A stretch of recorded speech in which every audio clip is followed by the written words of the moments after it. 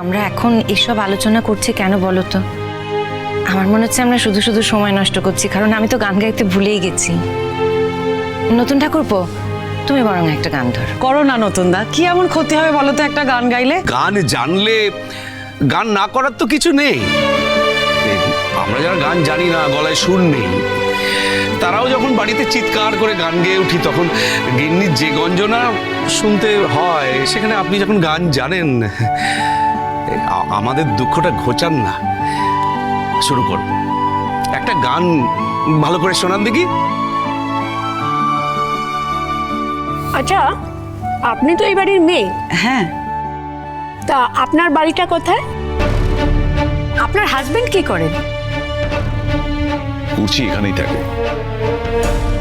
এখানেই?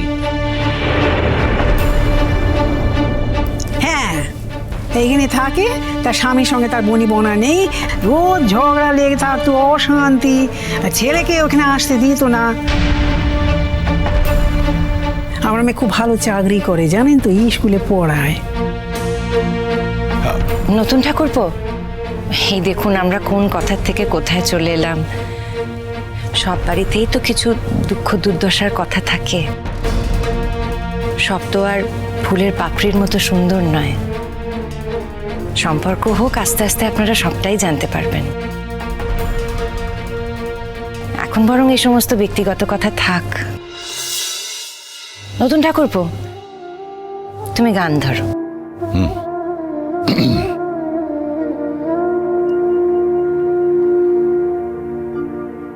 চির সখা হে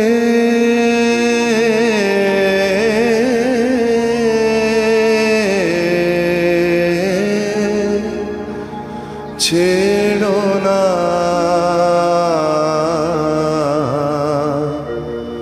মোরে, ছেড়ো না সংসার গহনে নির্ভয় নির্ভর নির্জন স্বজনে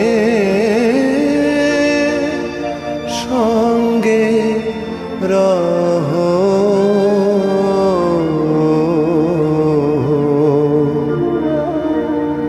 চির সখা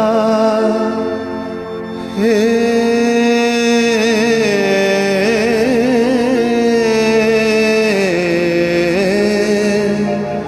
ছেড়ো না মোরে, ছেড়ো না।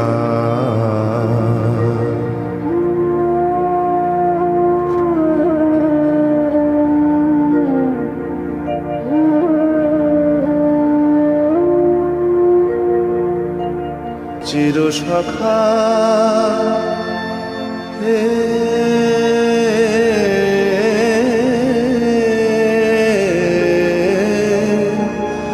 ছেড়ো না মোরে, ছেড়ো না।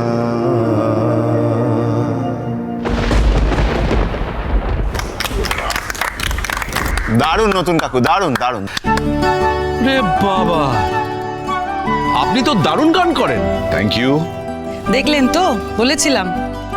সত্যি নতুন কাকু যদি গান নিয়ে থাকতো না, সায়েন্টিস্ট না হয়ে গানেই নাম করতো দেখতেন। একদম। থাক, আর তোল্লাই দিতে হবে না, আমি একদম ঠিক আছি। ও হ্যাঁ, এবার আমরা আসল বিষয়ে যাই। আপনারা কবে তৈরি হতে পারবেন বলুন তো?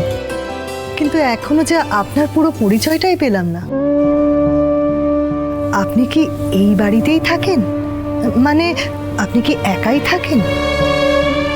একা বলছেন কেন? আমি সকলের সঙ্গে থাকি। আপনি বোধহয় ওনার ফ্যামিলির সম্পর্কে জানতে চাইছেন। না না, উনি বিয়ে টিয়ে করেন, ব্যাচেলার। ও তাই বলুন, আপনি ঝাড়হাত পা একেবারে। হ্যাঁ, তা বলতে পারেন। একরকম ঝাড়া হাত পাই। একদমই নয়, ওনার সময় কোথায়? অর্ধেক সময় তো উনি ঢিল্লি দিল্লি করে বেড়ান, এদেশ ওদেশ। ও তো থাকতোই বিদেশে, ঘটনা ঘটলো সেই জন্যেই তো। তারপর থেকে উনি দেশেই আছেন? না না, ঠিক তা নয়, মাঝে মধ্যে যাতায়াত করতে হয়। কিন্তু এই পরিবারের সাথে আপনার সম্পর্কটা ঠিক কি? না মানে আমরা শুনেছিলাম যে ওর বাবা একই ছেলে, তো তার জন্য জিজ্ঞাসা করছিলাম। আচ্ছা, আপনি কি ছোট থেকে এখানে মানুষ, মানে কোনো রকম কাজিন ব্রাদার? আগে না, আমি এ বাড়ির নিজের কেউ নই, মানে ওই কাজিন টাজেন এরকম কেউ নেই। তাহলে উনি আমার স্বামীর বন্ধু ছিলেন। বলতে পারেন আমার ছেলেমেয়েরা কোনোদিন বাবার অভাব বোধ করেননি শুধুমাত্র ওনার জন্য। আমার ছেলে মেয়েদের লেখাপড়া শিখিয়ে উনিই মানুষ করেছেন। এটাও বলতে পারেন যে উনি আমাদের এই সংসারের কাণ্ডারি, আমাদের মাথার উপর ছাতার মতো সমস্ত কিছু সামলাচ্ছেন। ঈশ্বর আমার নিজের সন্তানকে কেড়ে নিয়েছে, আমার কোল খালি করে দিয়েছে, একেবারে নিরাশ করিনি। এই ছেলেকে দিয়েছে আমার কাছে, এই ছেলে এখনই আমারই। তার মানে উনি আপনার ছেলের বন্ধু, তাই তো? বললাম যে উনি আমার স্বামীর বন্ধু ছিলেন। তার মানে ফ্যামিলি রিলেশন নেই, মানে উনি নিজের কেউ হন না? বন্ধু হিসেবে এতটা দায়িত্ব পালন দেখাই যায় না এই যুগে। শুধু রক্তের সম্পর্ক থাকলেই যদি নিজের লোক হওয়া যেত, তাহলে তো আপনি আমি কেউই আমরা আমাদের শ্বশুরবাড়ির নিজের লোক হতে পারতাম না। উনি কিন্তু আমাদের নিজের লোকের থেকে অনেক বেশি। আমরা যখন বিপদে পড়েছিলাম তখন কিন্তু আমরা পাশে কোনো নিজের লোককে পাইনি, ওকেই পেয়েছি। আজও আমাদের সঙ্গেই আছেন। ওর থেকে বড় নিজের লোক আমাদের আর কেউ নেই দিদি। ওর সঙ্গে আমাদের সম্পর্ক সারা জীবনের।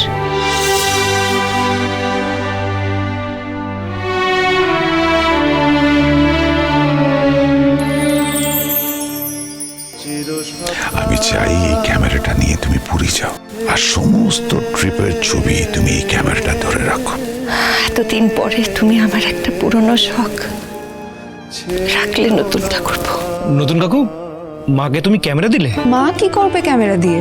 হোয়াট এ সারপ্রাইজ মা! মানে তুমি এখন হিন্দি বলা ছেড়ে ক্যামেরা নিয়ে ছবি তুলবে? চির সখা হে